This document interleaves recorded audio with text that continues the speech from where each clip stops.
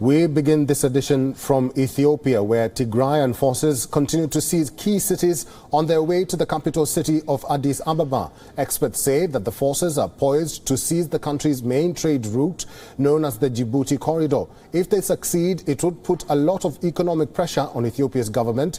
Tigrayan forces have already captured key cities of Dessie and Kombolcha.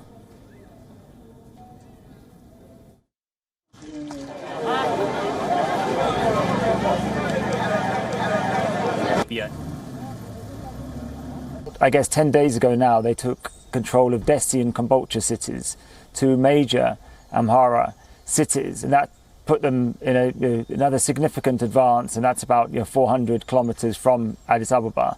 And it looks like the Tigray leadership's next ambitions are either to try and take control of the Djibouti corridor, Ethiopia's main trade route. That would allow them to exert significant economic pressure on Addis Ababa and the federal government. Meanwhile, in the capital, the Ethiopian government is cracking down on Tigrayans in the city. According to the Associated Press, thousands of Tigrayans have been detained. The government has ordered landlords to register the identities of their tenants with the police. Groups were also reportedly prowling the streets, seeking out Tigrayans to report them. The government says it is detaining people suspected of supporting forces from the Tigray region, but human rights groups say that detentions appear to be on the basis of ethnicity. The Associated Press has found that even US and British citizens have been swept up in Ethiopia's mass detentions. ሁሉም ትግርኛ ተናጋሪ እንደ ቲፒኤልኤፍ ደጋፊ ወይ የሱ መረጃ አስተላላፊ እንደሆንክ እንደዛ ተብሎ ነው ሰርቶ የሚበላ ተራ ዝም ብሎ ኮንስትራክሽን ሰርቶ የሚበላ ቡና የምታፈላ በቃ እንደዛ ታይቶ ነው የሚታየው። እዚህ ራሱ ትግርኛ ማውራቱ እዚህ እየከበደን ነው ቋንቋችን መናገር እና በጣም ተቸግረን ነው ያለነው። ቤት እየዋልን ነው አሁን መውጣት አልቻልንም። በአሁኑ ሰዓት ደግሞ የአስቸኳይ ጊዜ አዋጅ ተብሎ የባሰ ያለምንም ምክንያት ዝም ብሎ ማጎር ነው። ወዴት እንደሚወስድ አይታወቅም። Meanwhile, the United States has urged all US nationals once again to leave the country immediately and on their own, warning that there will not be an Afghanistan-style military evacuation from the country if the situation worsens any further. The conflict between the Ethiopian government and the Tigray People's Liberation Front started last year and since then has killed thousands and displaced over 2 million people. The civil war has witnessed human rights abuses committed by both sides in the conflict.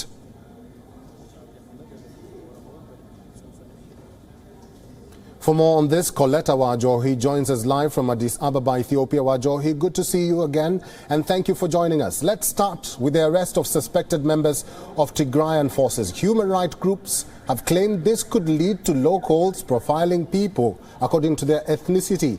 Could these arrests further complicate the matter?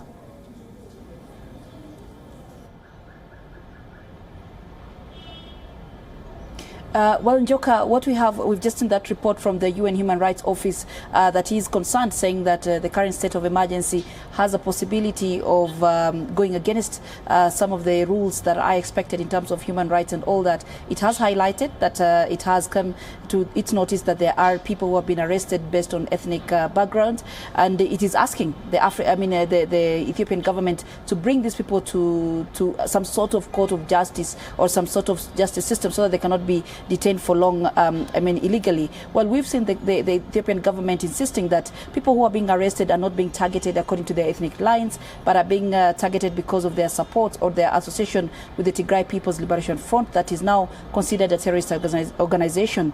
Well, so yes, but the UN is insisting that even its own local staff have been detained, as well as some drivers that it had subcontracted. The African Union president is currently addressing this matter about Ethiopia. Is it a little bit too late for the African Union to comment about Ethiopia?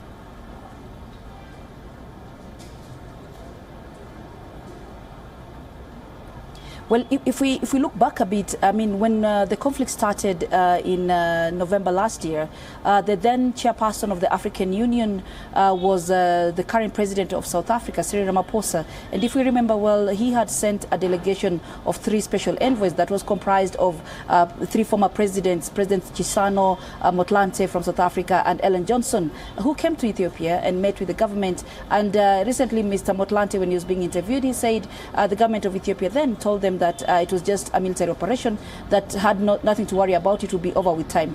Well, as we are seeing many months later, it's a different case altogether. So yes, the African Union tried then continued saying that it seized on the matter, and now we are seeing it coming back again with the special envoy, Mr. Olusegun Obasanjo, trying to encourage both sides to have a ceasefire and cessation of hostilities. Well, at the end of the day, until these parties or the main warring factions agree, that's when the African Union will really bear fruits in the kind of push we are seeing now.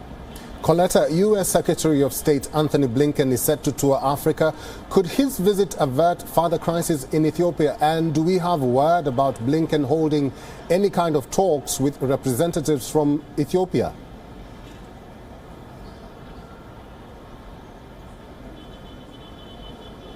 Well, I will start with the last bit of the question. We do not have any confirmation from the U.S. government that he will meet any leaders from Ethiopia. However, we saw President Uhuru Kenyatta of Kenya coming to Ethiopia on last Sunday for some few hours, and he had talks with the president of the country, Sahle-Work Zewde, and also the Prime Minister Abiy Ahmed. And we would love to analysts are linking that to the visit of U.S. Secretary of State Mr. Blinken, probably because we've seen Kenya being pushed by or being praised by the United States as being one of the countries that it is hoping will support resolving of the situation in Ethiopia. So there is a high possibility that President Uhuru Kenyatta spoke about the whole issue with the Ethiopian leadership here, and probably that's what he will talk to Mr. Blinken about when they meet. Well, the push, the U.S. Mr. Blinken's visit, of course, he's got on his agenda the issue of resolving the crisis in Ethiopia, but he might have to see what avenues can be done to ensure that it pushes. Ethiopia said sanctions against Ethiopia is not an issue, and people are saying probably talking to both parties and making them understand is what would solve this. So we are waiting to see what Mr. Blinken will come out with in terms of resolution, or what kind of talk he will have with Mr. Kenyatta that will concern Ethiopia. Wajohi, my final question to you. You have been reporting about this matter for a while now. Why should the rest of the world be worried about the conflict in Ethiopia?